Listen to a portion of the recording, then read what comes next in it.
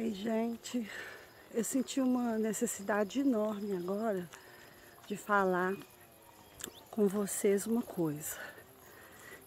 Quem tem filho pequeno e pensa em arrumar mais um filho, mais dois, e às vezes pensa que, não, mas hoje em dia tá muito difícil criar filhos, tá cada dia mais difícil por causa da violência, por causa disso, por causa daquilo. Eu queria falar para você uma coisa. Tenha seus filhos. Se você quiser ter mais um, tenha mais um. Se você quiser ter mais dois, tenha mais dois. Se você quiser ter mais 5, tenha mais 5.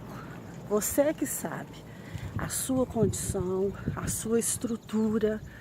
Não deixa que ninguém intrometa nisso na sua vida. Por que eu tô falando isso? Porque eu tenho 3 filhos e perdi um, era para eu ter 4. E na época, o meu filho mais velho está com 22 anos. Tem um de 18 e uma de 13. Então esse ano já fazem 14, 19 e 23. E assim, eu lembro que na época eu era tão cobrada, pessoas que não sabiam nada da minha vida, que não tinha nada a ver com a minha vida. Essas pessoas simplesmente chegavam e falavam: 3 filhos? Oh!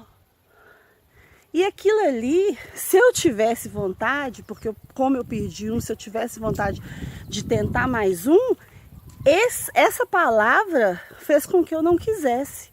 3 filhos. Só que agora eu estou sentindo essa necessidade de falar isso com você, porque hoje, nesse exato momento, eu estou sozinha. Meu esposo foi trabalhar, um filho casou, o outro foi para Belo Horizonte e a outra foi para uma conferência. E ontem eu me vi sozinha, numa casa enorme, e eu vejo assim, que eu preciso me preparar. Eu preciso já preparar a minha mente, o meu coração, a minha estrutura. É aquela coisa, né, da síndrome do ninho vazio. Eu sofri muito ontem. Procurei um tanto de coisa para fazer, mas nada que eu queria fazer não fazia sentido porque eu estava sozinha. E à noite, quando meu esposo chegou, era aniversário dele. E ele falou: vamos no cinema? Vamos comer um sanduíche? Vamos nessa cidade, que aqui eu fico perto de Entre Rios, de Lafayette, de Congonhas, de Entre Rios, Lafayette, Congonhas, Jeceaba.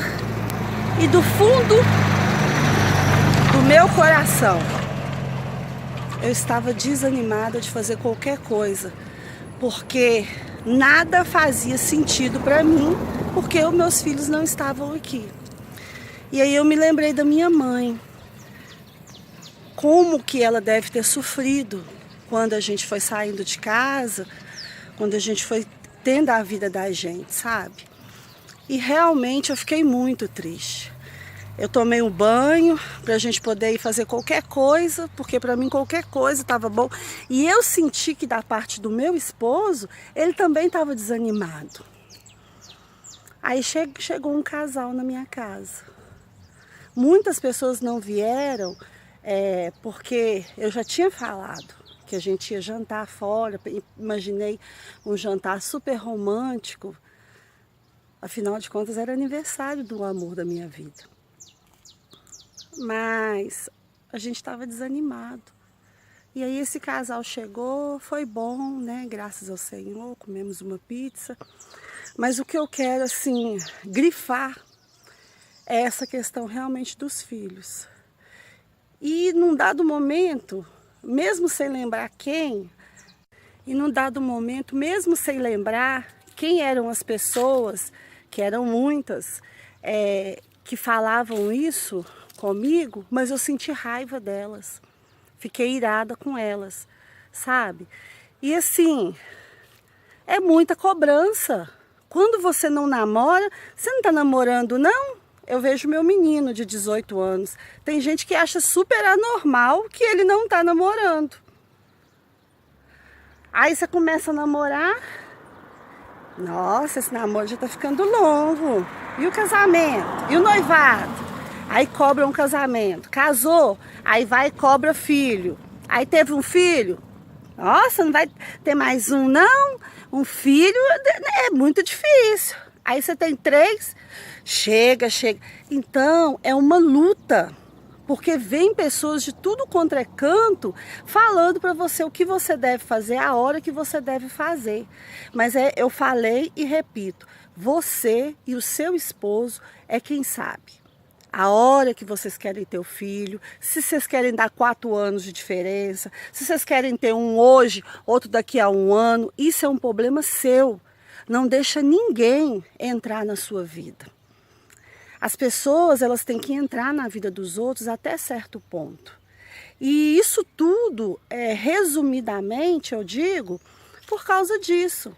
Porque hoje eu vejo que, sim, eu queria arrumar o quarto. E apesar de Deus, o Senhor, saber de todas as coisas e nós não sabermos nada, a gente vai fazendo as coisas, né?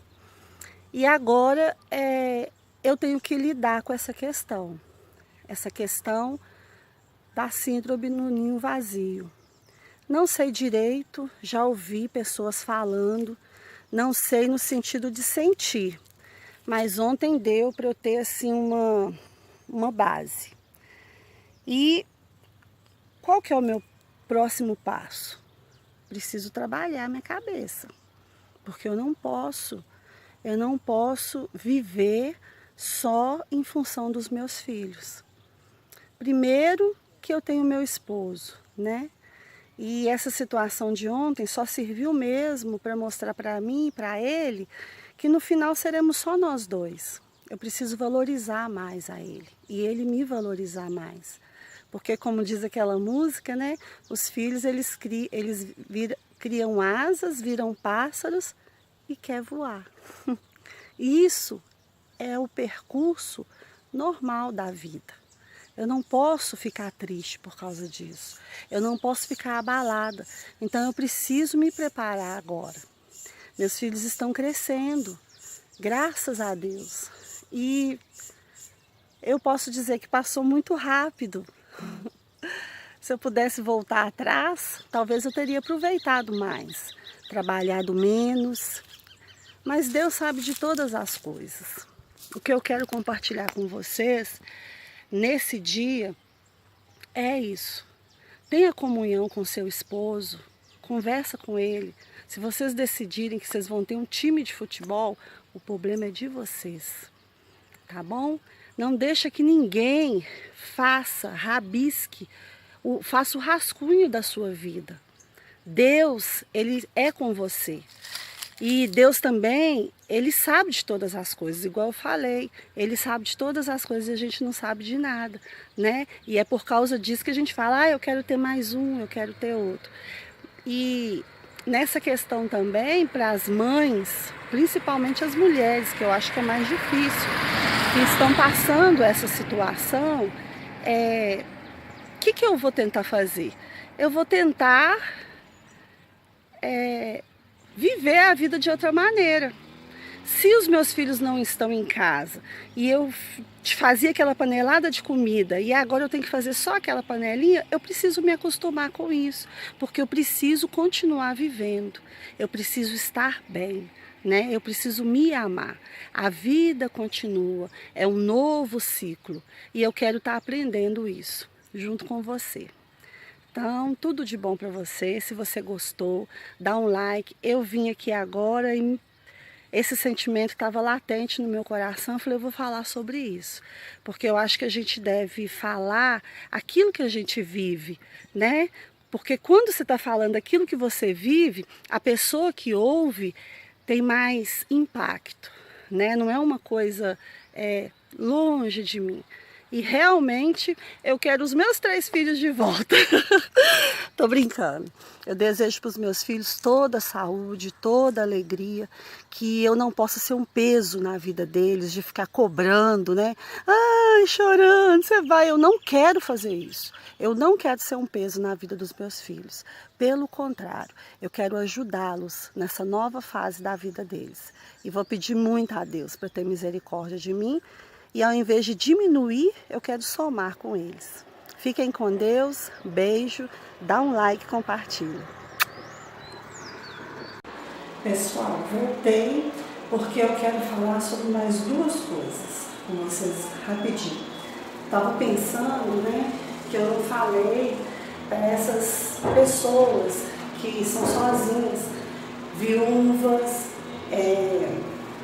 pessoas que criaram os filhos sozinhas, não têm um companheiro.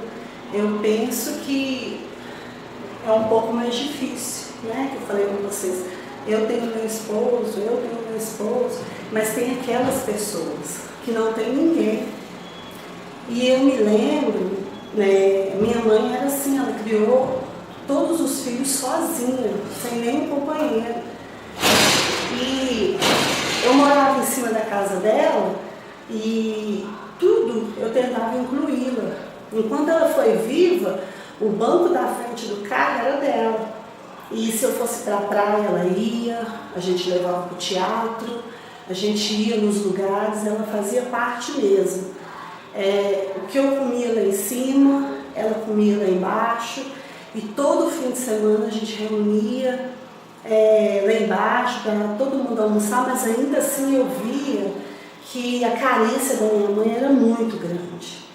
E um dia eu falei com ela: mãe, essa carência que a senhora tem, eu não consigo suprir. Nós, filhos, não conseguimos suprir, porque tem aquela questão da mãe criar os filhos só e depois ela querer que nós possamos dar, né? E nós, como filhos, nós não conseguimos dar todo o amor que a mãe e o pai nos deu.